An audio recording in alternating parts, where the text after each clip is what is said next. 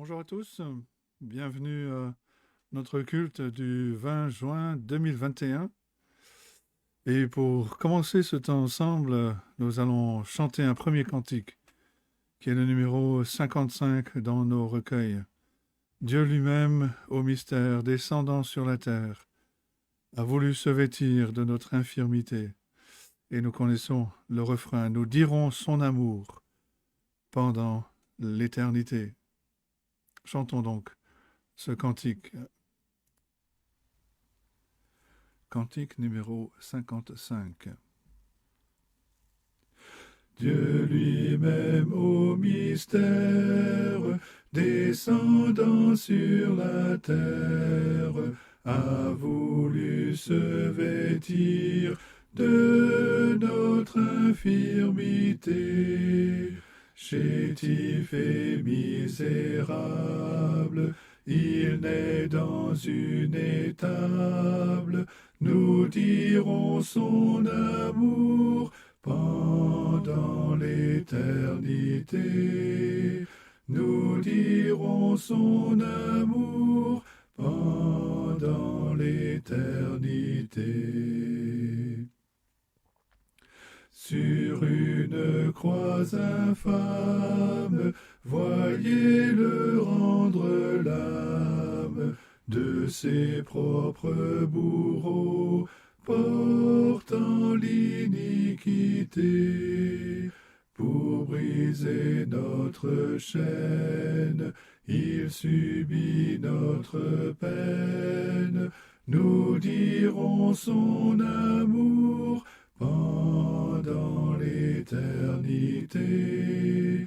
Nous dirons son amour pendant l'éternité. Comme on sort d'un vain rêve, il s'éveille, il se lève, tressaillés cieux et terre, il est ressuscité. Il nous ouvre la voie, il nous donne sa joie. Nous dirons son amour pendant l'éternité. Nous dirons son amour pendant l'éternité. Rentrez dans la lumière, à la droite du Père, il conserve envers nous la même charité. Pour nous venir en aide, sans cesse il intercède.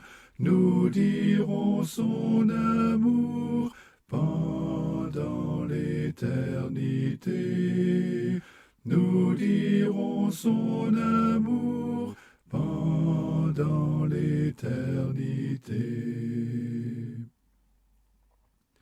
Il revient sur la nue, attendons sa venue. Bientôt il régnera dans la sainte cité, partageant sa victoire, rayonnant de sa gloire. Nous dirons son amour pendant l'éternité. Nous dirons son amour pendant l'éternité.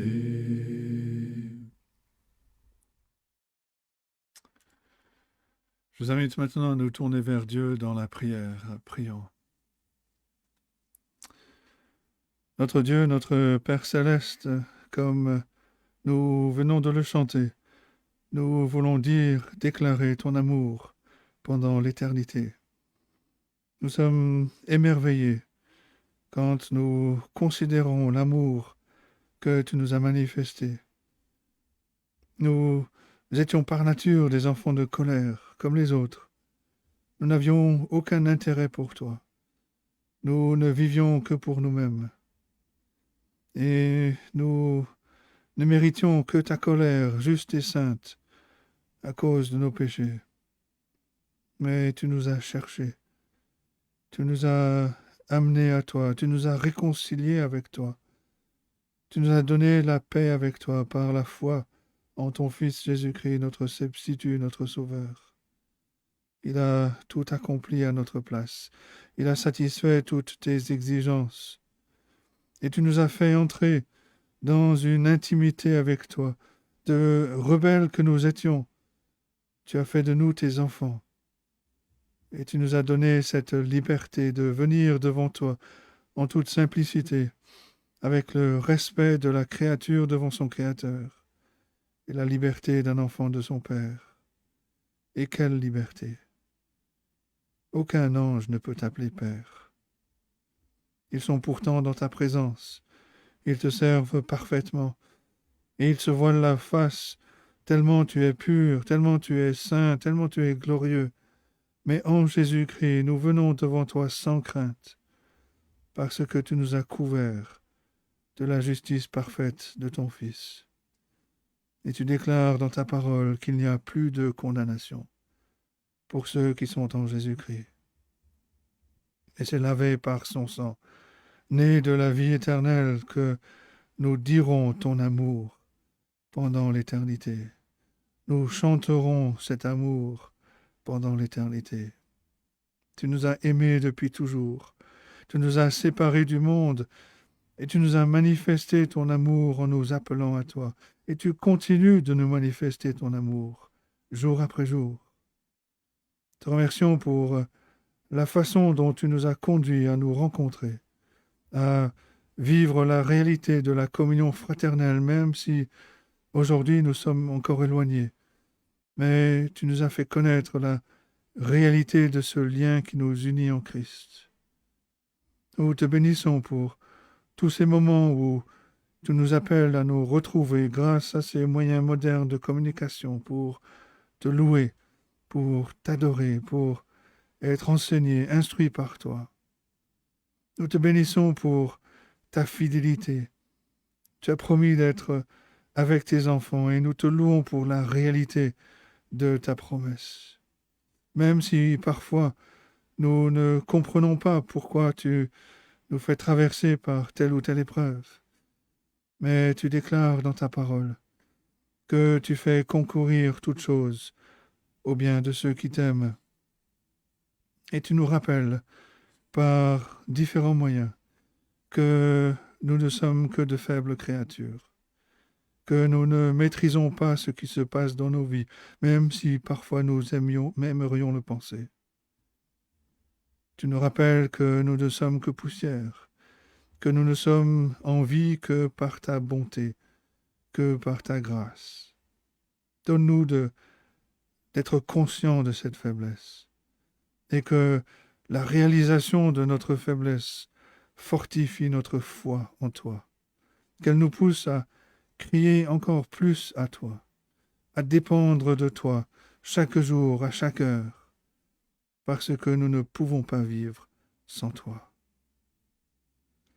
Et nous te prions ce matin pour ceux qui traversent des moments difficiles, qui sont éprouvés dans leur corps, dans leur santé.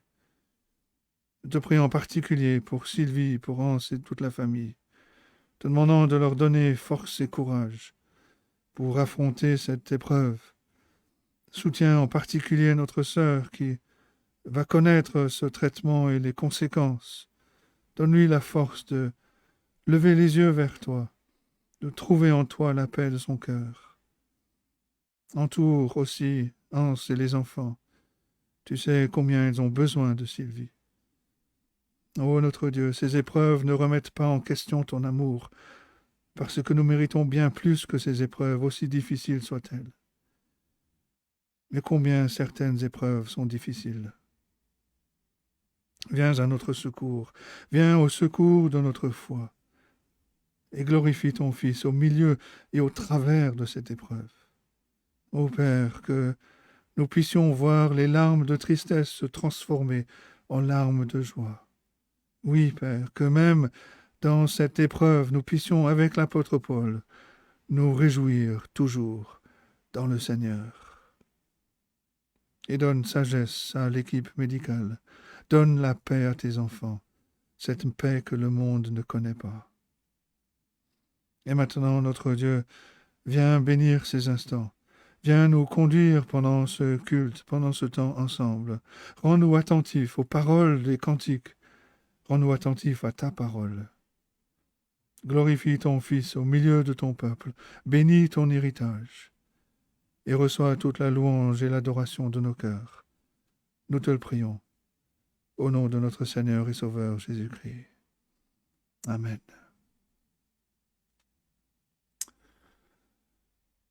Notre première lecture ce matin est dans le livre des psaumes et nous allons lire le psaume 31. Psaume 31, c'est un psaume de David qui parle bien entendu de sa propre expérience, mais qui regarde aussi vers le Seigneur Jésus-Christ. D'ailleurs, le Seigneur Jésus-Christ va citer par exemple le verset 6 lorsqu'il meurt sur la croix.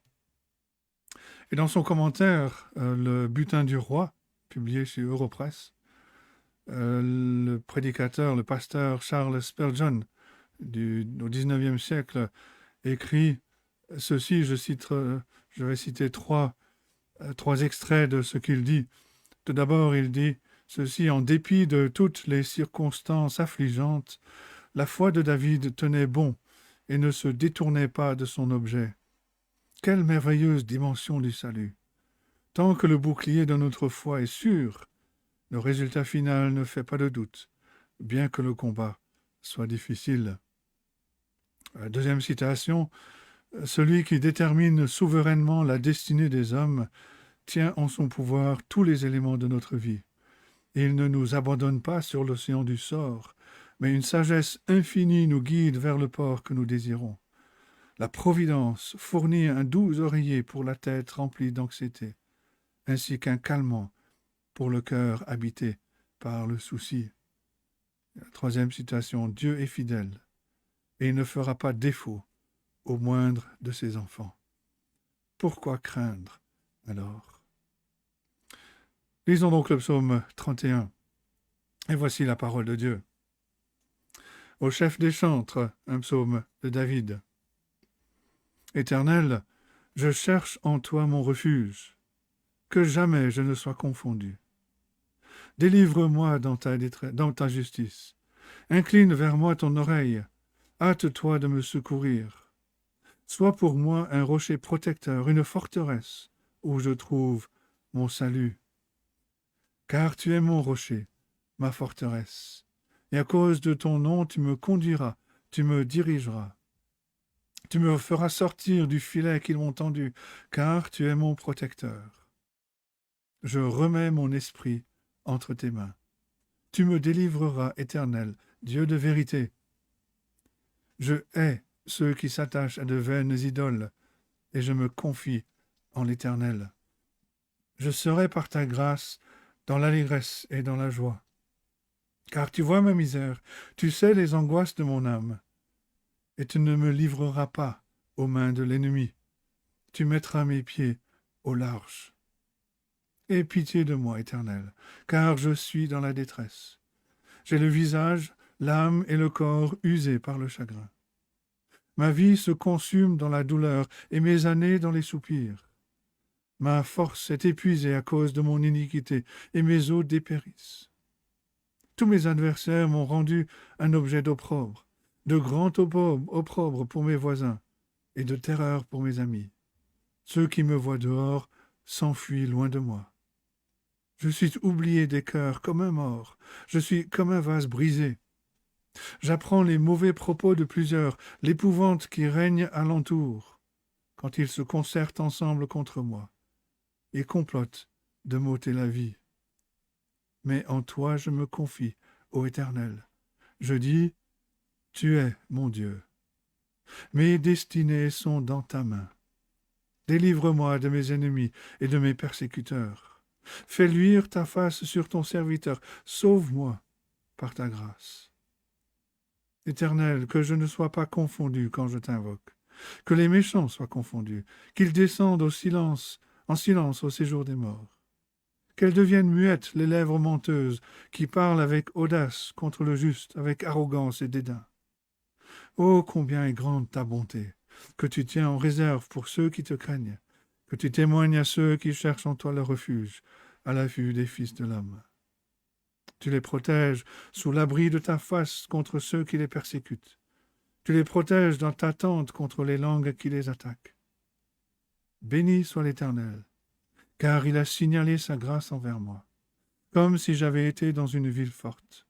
Je disais dans ma précipitation, je suis chassé loin de ton regard.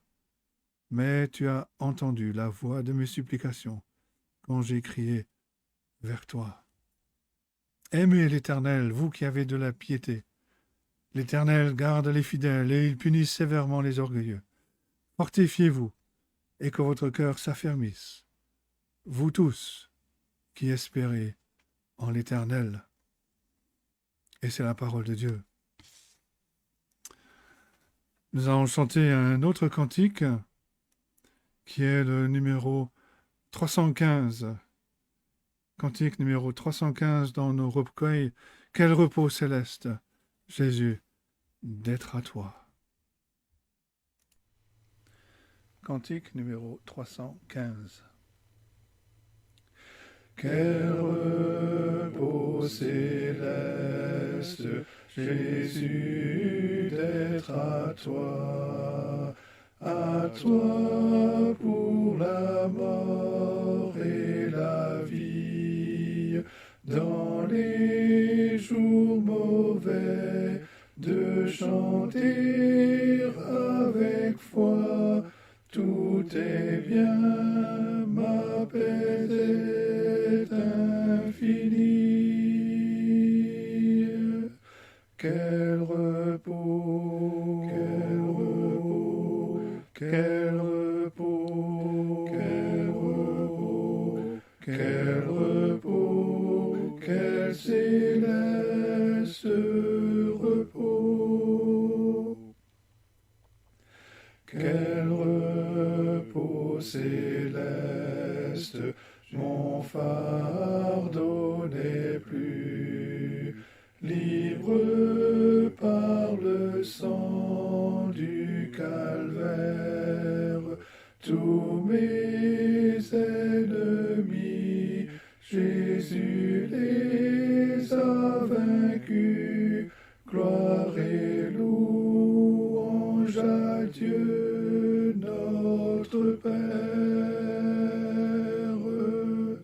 Quel repos, quel repos, quel repos, quel repos, quel repos, quel céleste repos.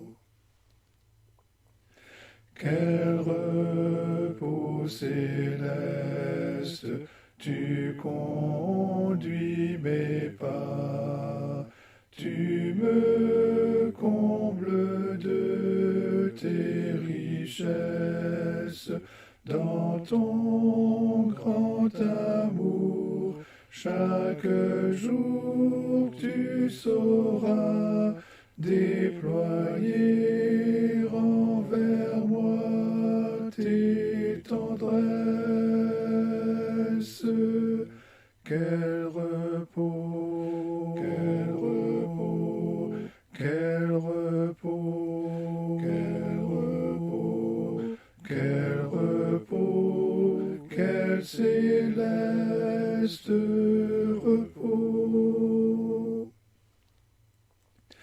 Quel repos céleste, quand enfin, Seigneur, auprès de toi j'aurai ma place, après les travaux, les combats, la douleur, à jamais je pourrai voir ta face. Quel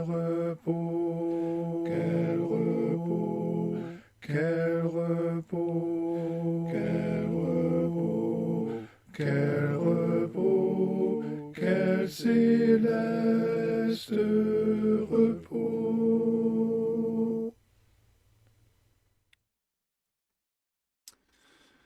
Notre deuxième lecture est dans le Nouveau Testament, dans la lettre de Paul aux Colossiens. Colossiens chapitre 3, nous allons lire les versets 1 à 17. Colossiens chapitre 3, à partir du verset 1, donc au début de la lettre, Paul a parlé de la supériorité, de la suprématie de Christ. Ensuite, il a mis en garde contre des faux enseignements, ceux qui veulent imposer leurs propres lois. Et puis donc, il parle ici maintenant, au début du chapitre 3, de la vie nouvelle en Christ. Et c'est ce que nous allons lire, Colossiens chapitre 3, à partir du verset 1. Et voici la parole de Dieu. Si donc vous êtes ressuscités avec Christ, cherchez les choses d'en haut, où Christ est assis à la droite de Dieu. Attachez-vous aux choses d'en haut et non à celles qui sont sur la terre, car vous êtes morts, et votre vie est cachée avec Christ en Dieu. Quand Christ, votre vie, paraîtra, alors vous paraîtrez aussi avec lui dans la gloire. Faites donc mourir ce qui, dans vos membres, est terrestre, la débauche, l'impureté, les passions, les mauvais désirs et la cupidité, qui est une idolâtrie. C'est à cause de ces choses que la colère de Dieu vient sur les fils de la rébellion. C'est ainsi que vous marchiez autrefois, lorsque vous viviez dans ces péchés.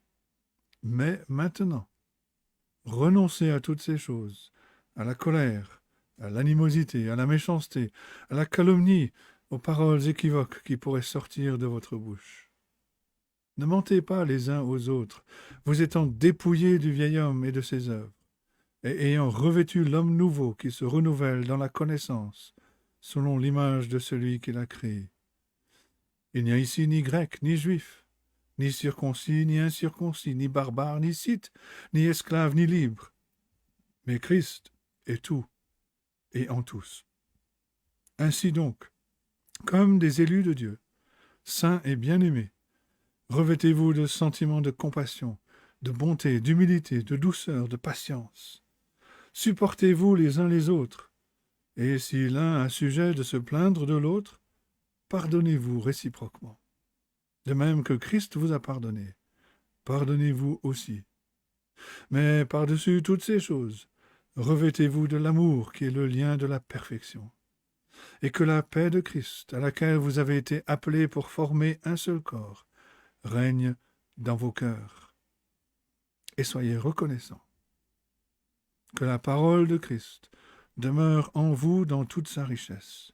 Instruisez-vous et exhortez-vous les uns les autres en toute sagesse, par des psaumes, par des hymnes, par des cantiques spirituels, chantant à Dieu dans vos cœurs en vertu de la grâce.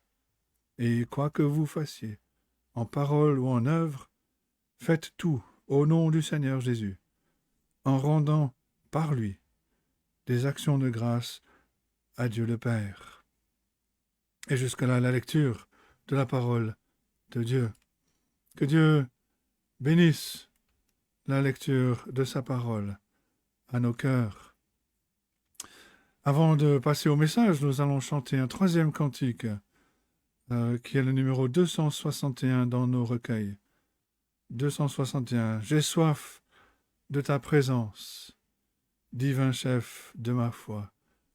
Chaque jour, à chaque heure, où j'ai besoin de toi. Cantique numéro 261. J'ai soif de ta présence, divin chef de ma foi. Dans ma faiblesse immense, que ferais-je sans toi? Chaque jour, à chaque heure, oh, j'ai besoin de toi. Viens Jésus et demeure auprès de moi. Des ennemis dans l'ombre rôdent autour de moi, accablé par le nombre, que ferais-je sans toi? Chaque jour, à chaque heure, oh, j'ai besoin de toi. Viens, Jésus, et demeure auprès de moi. Pendant les jours d'orage, d'obscurité, d'effroi, quand faiblit mon courage, que ferais-je sans toi? Chaque jour, à chaque heure, oh, j'ai besoin de toi. Viens, Jésus, et demeure auprès de moi. Ô Jésus, ta présence, c'est la vie et la paix dans la souffrance et la vie à jamais. Chaque jour, à chaque heure, oh, j'ai besoin de toi. Viens, Jésus, et demeure auprès de moi.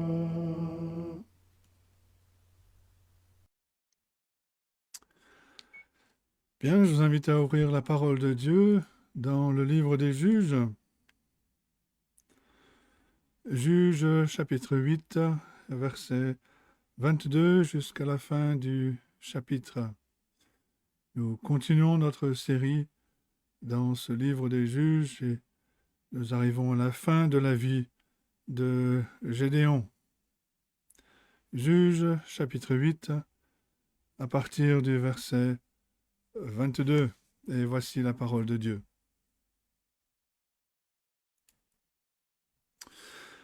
Verset 22. Les fils d'Israël dirent à Gédéon, « Domine sur nous, et toi, et ton fils, et le fils de ton fils, car tu nous as délivrés de la main de Madian. » Gédéon leur dit, « Je ne dominerai point sur vous.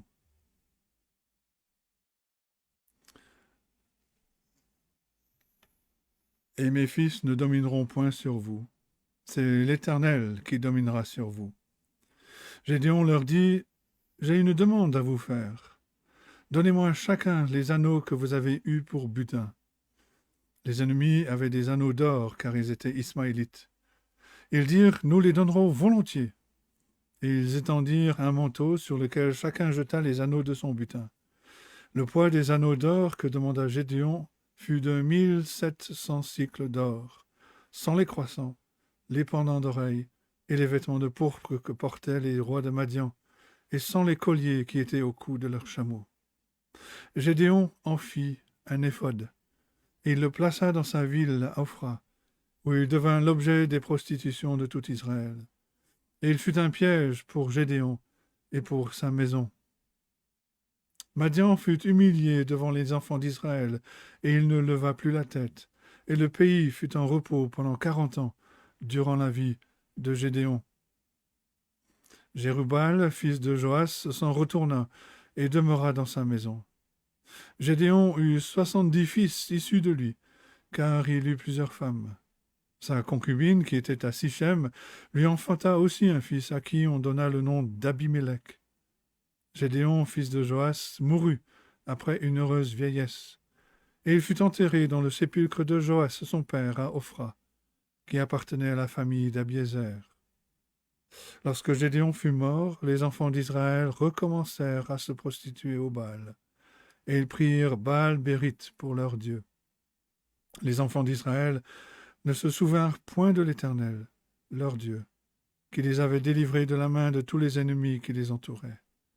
Et ils n'eurent point d'attachement pour la maison de Jérubal, de Gédéon, après tout le bien qu'il avait fait à Israël. Et jusque-là la parole de Dieu.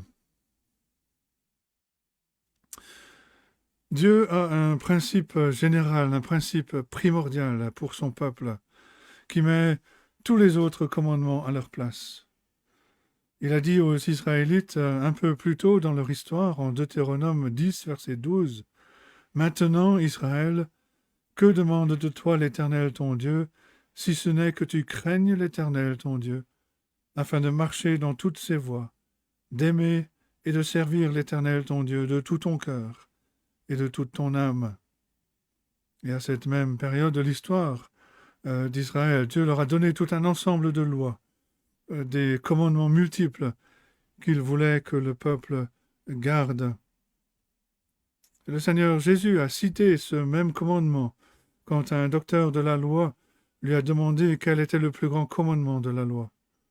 Matthieu 22, verset 37, Jésus lui répondit, « Tu aimeras le Seigneur ton Dieu de tout ton cœur, de toute ton âme et de toute ta pensée. » Bien entendu, Jésus a donné cette instruction à un juif qui vivait sous la loi de Moïse. Lorsque Jésus est mort sur la croix, il a amené à leur réalisation toutes les exigences de la loi de Moïse. Mais est-ce que cela veut dire que le peuple de Dieu ne doit plus aimer le Seigneur aujourd'hui?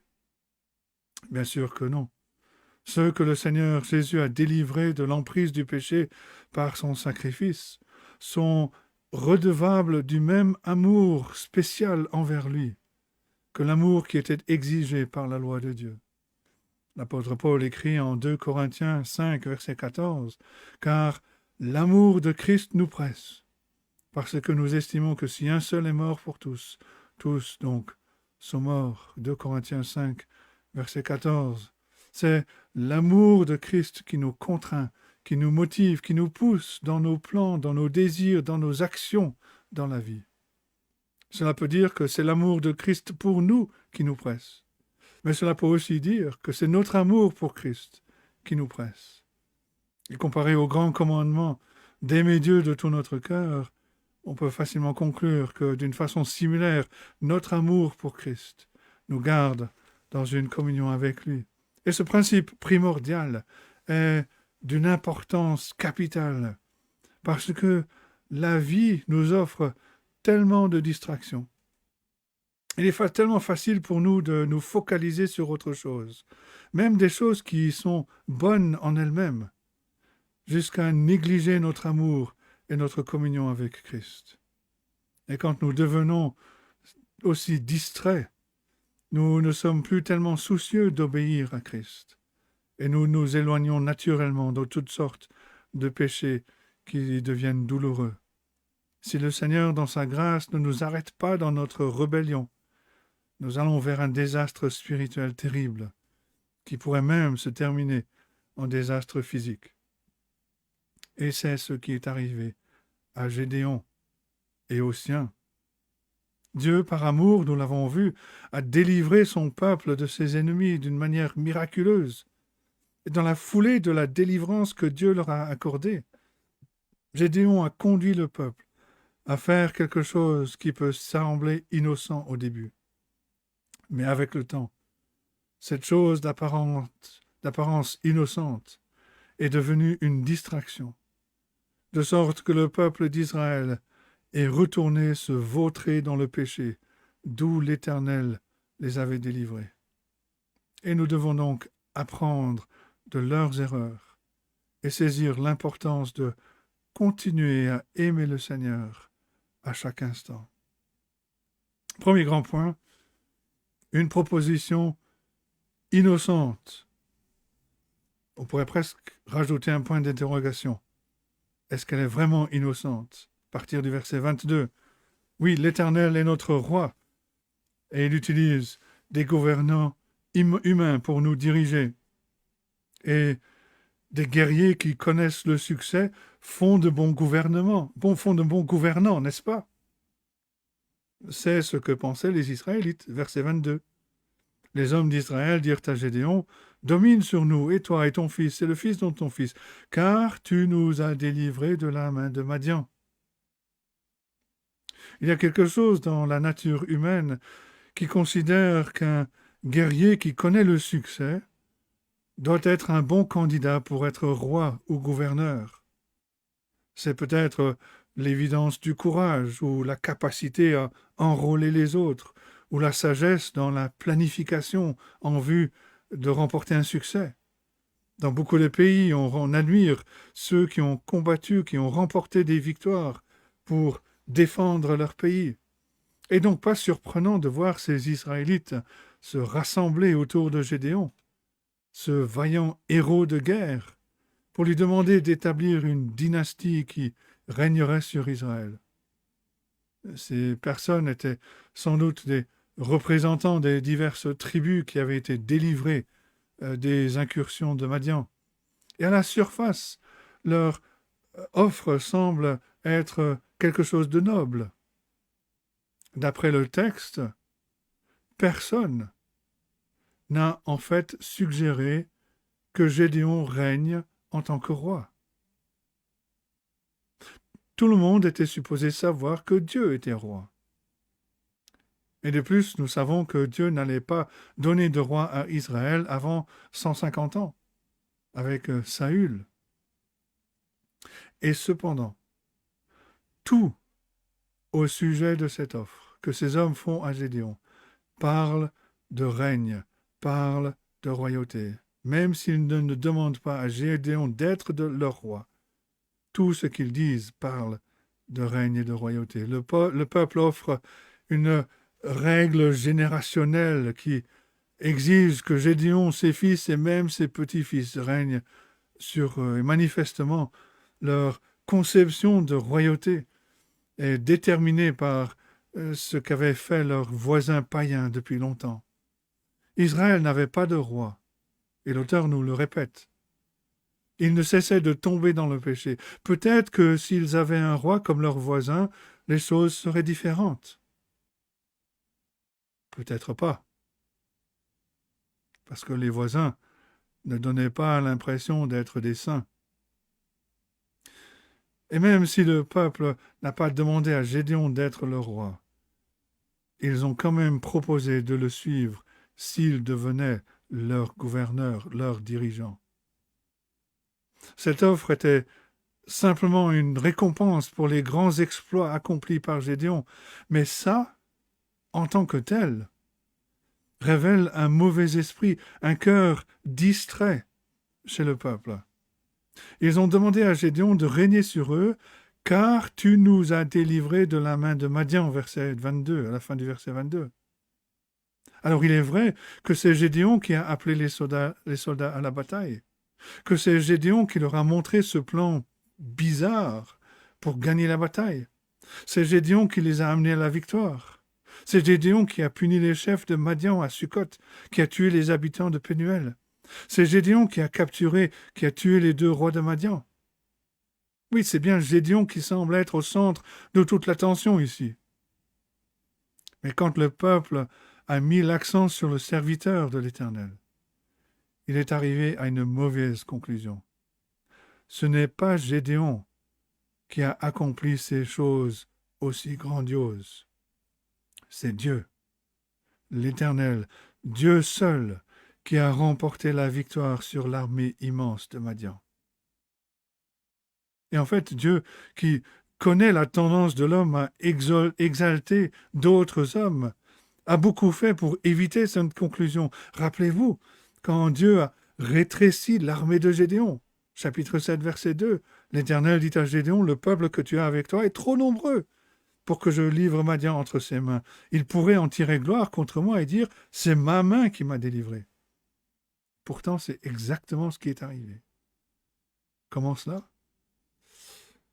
Peut-être que Gédéon a sa part de responsabilité. Rappelez-vous ce que Gédéon a dit aux 300 soldats quand il leur a montré le plan de bataille, chapitre 7, verset 18. Et quand je sonnerai de la trompette, moi et tous ceux qui seront avec moi, vous sonnerez aussi de la trompette tout autour du camp et vous direz pour l'Éternel et pour Gédéon. Est-ce que c'était vraiment nécessaire de crier et pour Gédéon? Quand les gens commencent à mettre l'accent sur le serviteur de Dieu, Dieu est finalement oublié. Parfois, Dieu peut bénir l'œuvre de son serviteur et le serviteur va chercher en toute sincérité à garder l'attention sur Dieu. Parfois, quand Dieu bénit, les gens finissent par exalter le serviteur, alors que ce qu'ils voulaient faire, c'était simplement de lui montrer leur respect, leur appréciation. Parfois, ce sont les serviteurs de Dieu qui dérobent Dieu de sa gloire, en attribuant de façon subtile leur succès à leurs propres efforts. Il est très facile pour nous de glisser, de mettre l'accent non plus sur Dieu, mais sur le serviteur de Dieu. Et ce sera une distraction qui aura éventuellement de sérieuses conséquences. Oublier Dieu, alors que nous mettons l'accent sur des instruments humains que Dieu a utilisés, va nous amener tôt ou tard dans le péché. Le peuple a fait une offre généreuse à Gédéon. Et au départ, Gédéon a répondu de la bonne manière à cette offre. Verset 23, Gédéon leur dit « Je ne dominerai point sur vous. Mes fils ne domineront point sur vous. C'est l'Éternel qui dominera sur vous. » À première vue, cela apparaît comme une réponse triple de Gédéon. Je ne dominerai pas sur vous, mes fils ne domineront pas sur vous, l'Éternel dominera sur vous. Et à ce stade, on a vraiment l'impression que Gédéon refuse résolument de créer la première dynastie qui régnerait sur Israël, parce qu'il est convaincu que c'est l'Éternel qui est le roi. Rappelons-nous que Gédéon était l'homme qui avait cherché à argumenter avec Dieu pour ne pas être le libérateur choisi. Il n'avait aucune aspiration à devenir le roi ou le gouvernant à ce moment-là.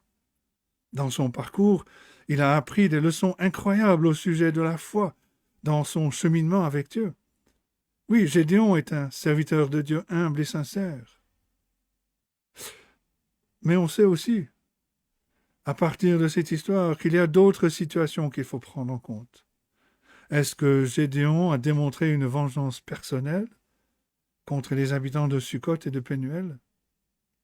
Il y a peu de doute que Gédéon ait tué les 2 rois de Madian par vengeance personnelle, et il a révélé sa nature humaine dans ces situations. Mais avec ce refus de cette offre, Gédéon reconnaît encore que l'Éternel était roi sur son peuple. Oui, peut-être. Avant que le serviteur de Dieu ne sombre dans le désastre, il y a généralement des signes qui indiquent un échec imminent. Quand le peuple a glorifié Gédéon pour ses succès militaires, pourquoi Gédéon ne les a-t-il pas corrigés? Pourquoi Gédéon n'a-t-il pas dit « Oh là, attendez les gars, ce n'est pas moi qui vous ai délivré de Madian, c'est l'Éternel qui l'a fait. » Pourquoi Gédéon ne les a-t-il pas corrigés? Il est simplement possible que Gédéon était comme les autres serviteurs de Dieu qui disent des choses correctes, même quand leurs cœurs sont distraits par d'autres choses. Il est intéressant de voir dans cette petite histoire comment un homme a tellement mis l'accent sur ses incapacités, son insignifiance. Il n'était à moins que rien d'une tribu insignifiante. Comment il a mis l'accent sur son manque d'ambition, qu'il a argumenté pour ne pas faire l'œuvre de Dieu. Dieu a finalement convaincu cet homme, lui a enseigné un grand nombre de leçons de la foi. Il s'est révélé à lui comme le Dieu tout-puissant. Il a apporté la victoire à travers cet homme réticent. Et avant même qu'on le sache, cet homme humble, insignifiant, est en train de dérober Dieu de sa gloire, parce qu'il met l'accent sur lui-même. Peut-être que le souci de soi était le problème au départ. Gédéon refuse l'offre d'établir une dynastie. Il rappelle au peuple que c'est l'Éternel qui est leur roi. Mais en même temps, Gédéon agit comme s'il était le roi. Après avoir dit qu'il ne voulait pas avoir cette responsabilité, Gédéon lance un appel pour une offrande volontaire, verset 24. Gédéon leur dit, « J'ai une demande à vous faire. Donnez-moi chacun les anneaux que vous avez eus pour butin. » Les ennemis avaient des anneaux d'or, car ils étaient ismaélites. Gédéon savait que les 300 guerriers et toutes les autres personnes qui s'étaient jointes à eux pour poursuivre et pour vaincre l'ennemi, il savait qu'ils avaient rassemblé beaucoup de butin de Madian. Immédiatement après avoir refusé de devenir leur roi, Gédéon demande une offrande d'une partie du trésor que le peuple avait gagné. Pourquoi? Quel était son plan? Une chose est certaine, c'est qu'une offrande volontaire qui lui était donnée serait un signe de soumission. Chaque roi dépend de la soumission de ses sujets. Et nous savons, et nous allons le voir dans le reste de l'histoire, ce que Gédéon allait faire avec cette offrande. Mais même la fabrication de l'éphod est une question de porter l'attention sur lui-même. On va revenir sur l'éphod dans quelques instants. Et le peuple a participé volontairement à cette offrande, versets 25 et 26, et ils dirent, « Nous les donnerons volontiers. » Et ils étendirent un manteau sur lequel chacun jeta les anneaux de son butin. Le poids des anneaux d'or que demanda Gédéon fut de 1700 cycles d'or, sans les croissants, les pendants d'oreilles et les vêtements de pourpre que portaient les rois de Madian, et sans les colliers qui étaient au cou de leurs chameaux. Quand le peuple s'est mis d'accord de donner volontairement, ce n'était pas des paroles en l'air. Ils ont donné des bijoux dont le poids était de 1700 cycles d'or, environ 27, presque 28 kilos. Et au prix de l'or aujourd'hui, c'était un trésor d'une valeur estimée à plus de 1,3 million d'euros. Ça ressemble beaucoup à la rançon d'un roi. Et tout cela a été rajouté à la collection personnelle de Gédéon, fin du verset 26. Les croissants, les pendants d'oreilles et les vêtements de pourpre que portaient les rois de Madian, et les colliers qui étaient au cou de leurs chameaux. Quelle est la conséquence de cette proposition? Deuxième grand point. Les cœurs partagés sont révélés. À partir du verset 28. Dieu a béni la nation malgré ses distractions. Parce que le peuple était distrait, leur cœur n'était plus fixé sur Dieu. Ou alors c'est l'inverse. Parce que leur cœur n'était plus fixé sur Dieu. Ils étaient distraits. Et la distraction dont on parle trouve son origine dans l'action de Gédéon. Verset 27. Gédéon en fit de tout ce trésor qu'il a amassé. Il en fit un éphod, et il le plaça dans sa ville à Ophra, où il devint l'objet des prostitutions de tout Israël, et il fut un piège pour Gédéon et pour sa maison.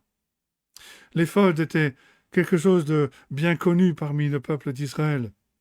Dieu avait donné l'ordre à Moïse de faire fabriquer un éphod bien spécifique pour le souverain sacrificateur.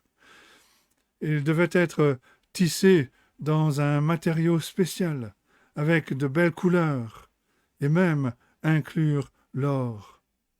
Le souverain sacrificateur portait cet éphod par-dessus ses habits, pendant qu'il accomplissait son ministère devant l'Éternel dans le tabernacle.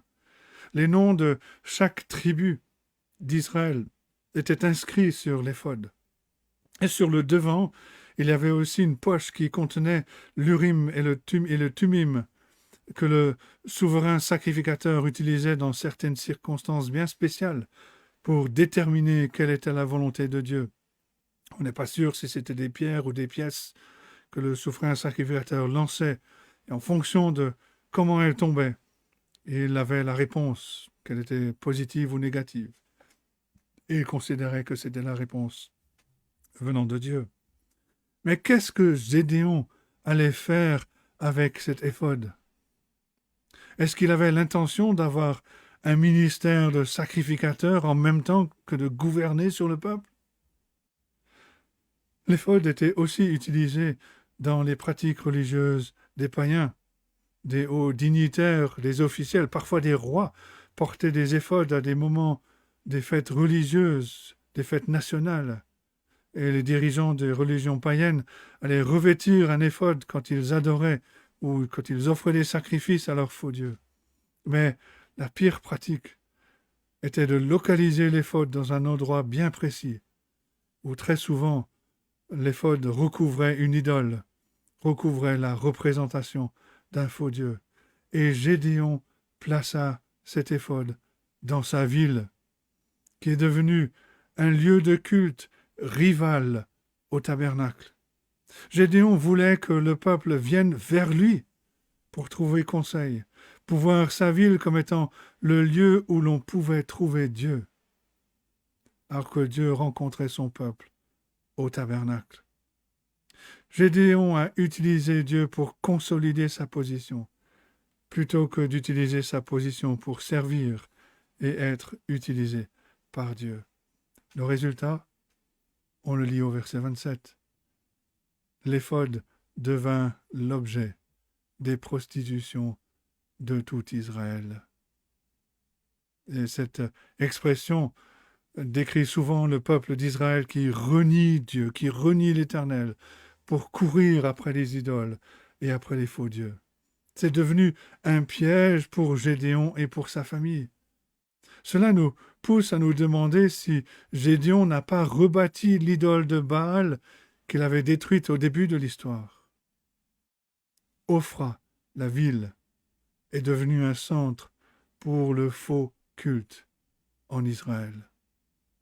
Et l'image est tellement triste parce que on l'a vu se répéter trop de fois.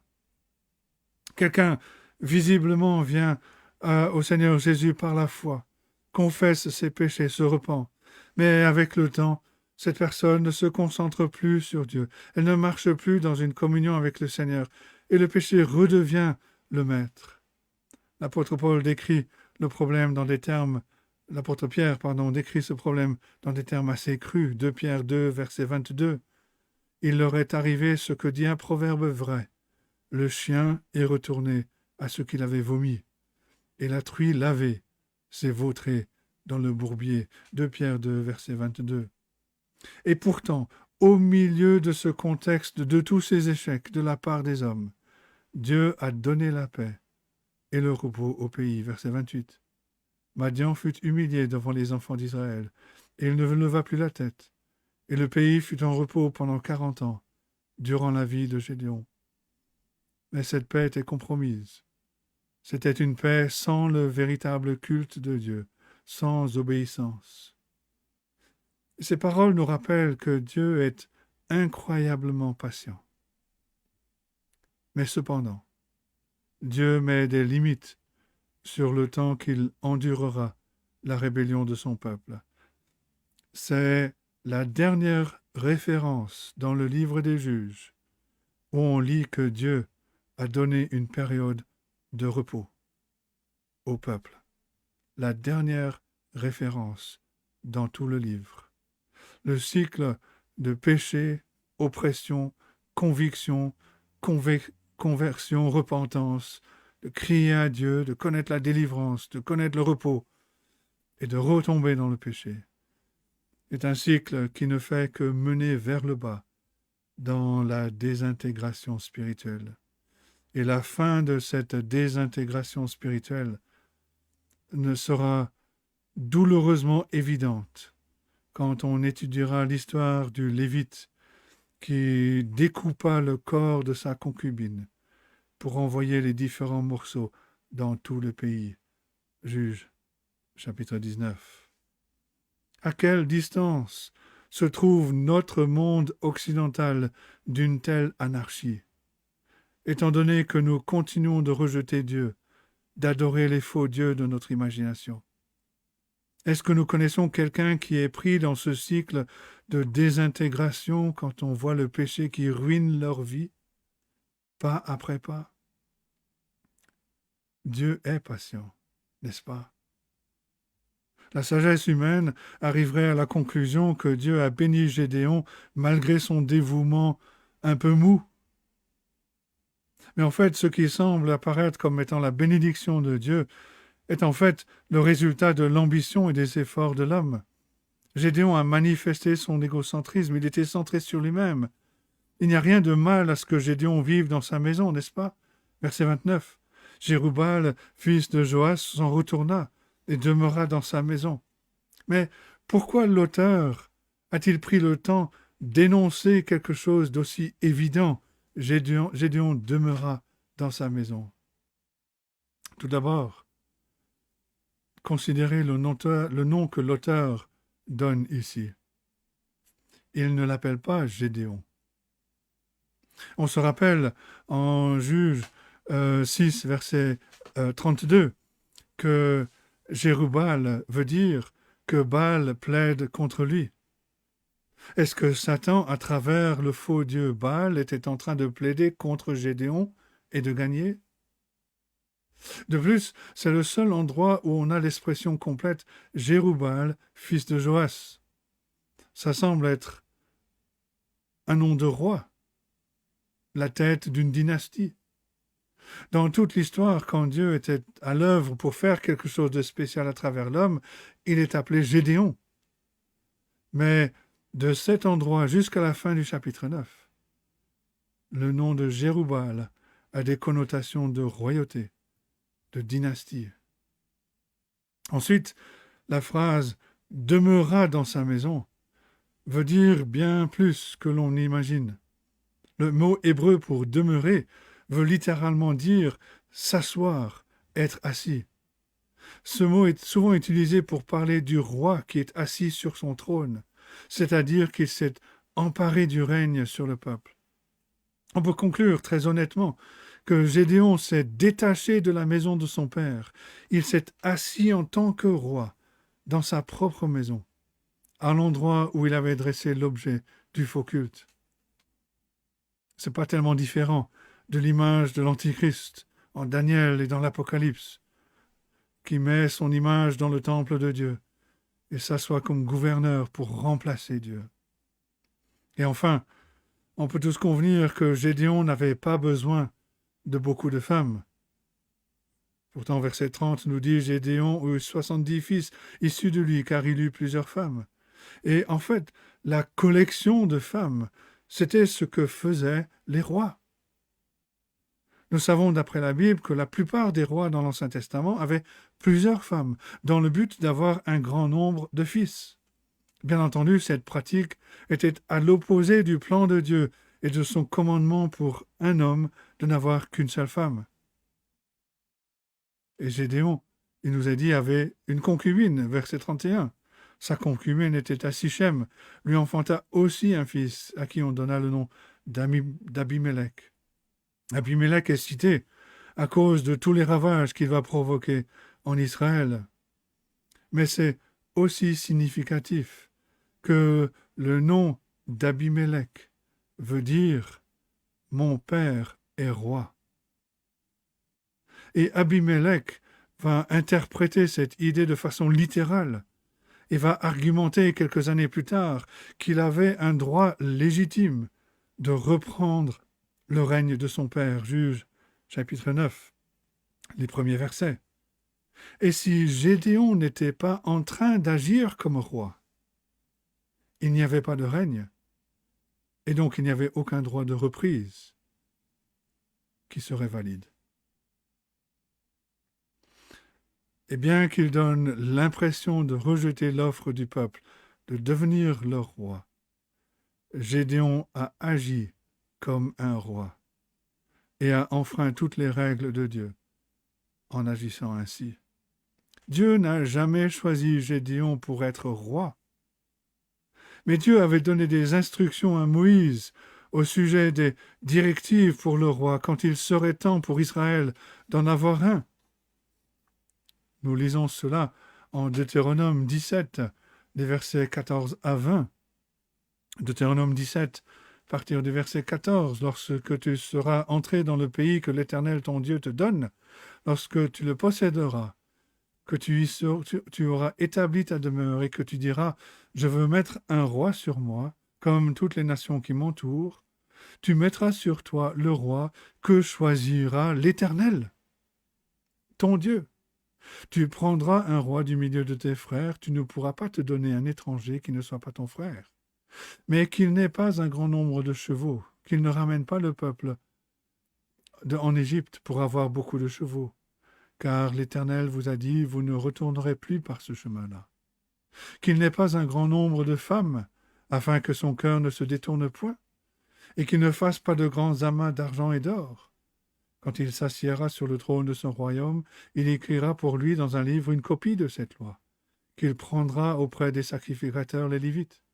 Il devra l'avoir avec lui et y lire tous les jours de sa vie, afin qu'il apprenne à craindre l'Éternel son Dieu, à observer et à mettre en pratique toutes les paroles de cette loi et toutes les ordonnances, afin que son cœur ne s'élève point au-dessus de ses frères, et qu'il ne se détourne de ses commandements ni à droite ni à gauche, afin qu'il prolonge ses jours dans son royaume, lui et ses enfants, au milieu d'Israël. Gédéon a commis un grand nombre d'erreurs dans sa vie, mais il eut une fin heureuse. Verset 32. Gédéon, fils de Joas, mourut après une heureuse vieillesse, et il fut enterré dans le sépulcre de Joas, son père, à Ophra, qui appartenait à la famille d'Abiézer. Une vie longue était considérée comme une bénédiction de la part de Dieu. Être enterré avec ses proches était une bénédiction de la part de Dieu. Mais cela ne veut pas dire que Dieu approuvait les échecs de Gédéon et du peuple d'Israël. Et Gédéon et le peuple avaient échoué misérablement. Et Dieu n'est pas surpris par cet échec. Quand le peuple rejette Dieu, ce n'est pas une surprise pour Dieu. Nous lisons verset 33, lorsque Gédéon fut mort, certaines traductions nous disent « dès que Gédéon fut mort ». Les enfants d'Israël recommencèrent à se prostituer au Baal, et ils prirent Baal-Bérith pour le Dieu. Baal-Bérith veut dire le Seigneur de l'Alliance. Au lieu d'être fidèle au Dieu de l'Alliance, à l'Éternel, le peuple a fait alliance à une idole, à qui il a donné le nom, le Seigneur de l'Alliance. C'est terrible. Et cela ne devrait même pas nous surprendre. Parce que lorsque Gédéon était encore vivant, le peuple courait après l'éphod qu'il avait fabriqué pour l'adorer. Cette culture était prise dans une spirale descendante, allant de déclin à l'apostasie. Et toute culture qui se dirige vers l'apostasie oubliera les bénédictions de Dieu. Les compatriotes de Gédéon ne se sont pas rappelés que c'était l'Éternel qui les avait délivrés de leurs ennemis. Verset 34. Les enfants d'Israël ne se souvinrent point de l'Éternel leur Dieu qui les avait délivrés de la main de tous les ennemis qui les entouraient. C'était clair au début quand ils ont attribué la victoire à Gédéon. Et cela arrive très facilement quand des chrétiens professants oublient qu'ils ont la délivrance du péché et la victoire sur le péché, non pas par leur force et par leur sagesse, mais seulement en Dieu, par Jésus-Christ. Les compagnons de Gédéon ont aussi oublié comment Dieu les avait délivrés. Verset 35. Ils n'eurent point d'attachement pour la maison de Jérubbaal, de Gédéon, après tout le bien qu'il avait fait à Israël. Dieu avait choisi d'utiliser Gédéon, et le peuple aurait dû avoir de la gratitude envers sa famille. Combien nous devons élever des pierres de témoignage dans nos vies pour nous rappeler quand et comment Dieu nous a délivrés de notre péché. Qu'est-ce qui est plus triste qu'une histoire d'un serviteur de Dieu qui a eu du succès et qui ne se termine pas bien? Les serviteurs de Dieu sont humains. Ils sont sujets à toutes les faiblesses que n'importe quel humain peut connaître.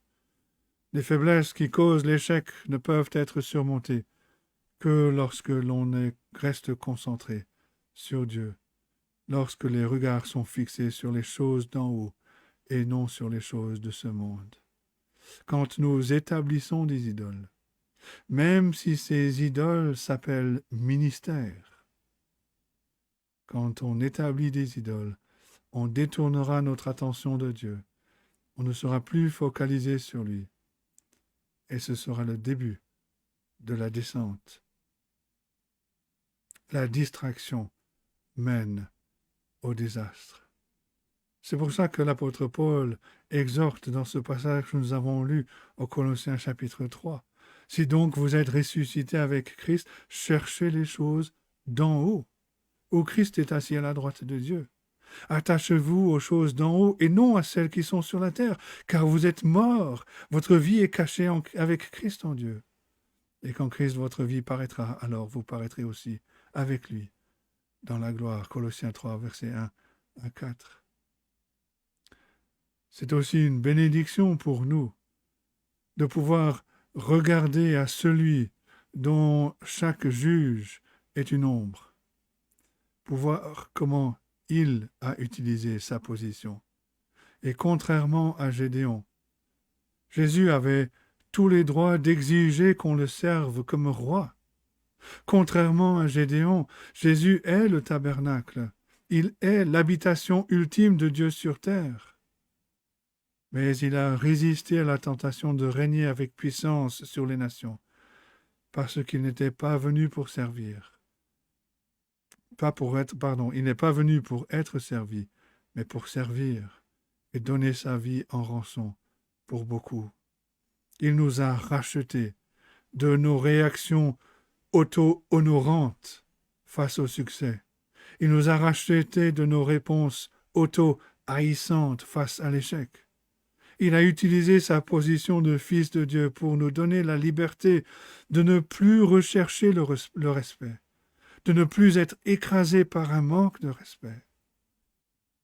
Il nous a rachetés pour être à lui. Et contrairement à l'éphod, le Seigneur Jésus-Christ est le seul que nous devons adorer. Que Dieu nous aide à méditer sur ces choses, qu'il bénisse sa parole à nos cœurs. Amen.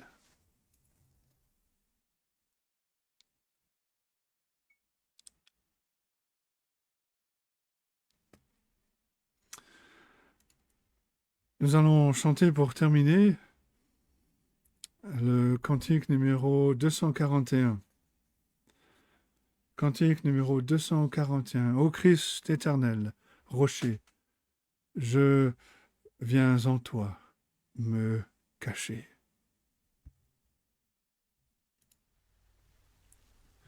Cantique numéro 241.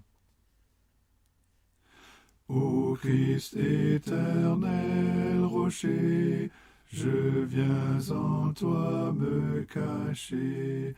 De ton cœur percé coulèrent l'eau, le sang qui régénère, que par ce flot rédempteur du péché je sois vainqueur. Tous les travaux de mes mains pour te plaire seraient vains, lors même quand ma détresse mes pleurs couleraient sans cesse, il ne saurait me laver, toi seul peux et veux sauver. Seigneur, je n'apporte rien, ta croix seule est mon soutien. Je viens à toi sans ressources, souillé, je viens à la source, ouverte pour les pécheurs. Ah, rends-moi pur où je meurs. Tant que je respire encore, quand pour moi viendra la mort, lorsque je devrais paraître devant mon juge et mon maître, ô Christ éternel rocher, Je veux en toi me cacher. Et nous terminons avec cette bénédiction que nous trouvons dans la première lettre de Paul aux Thessaloniciens, chapitre 5.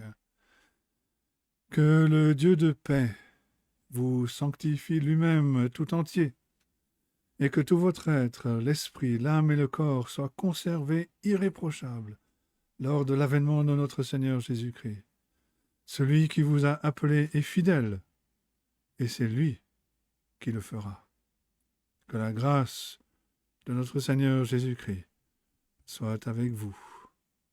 Amen. Bon dimanche et bonne semaine à tous.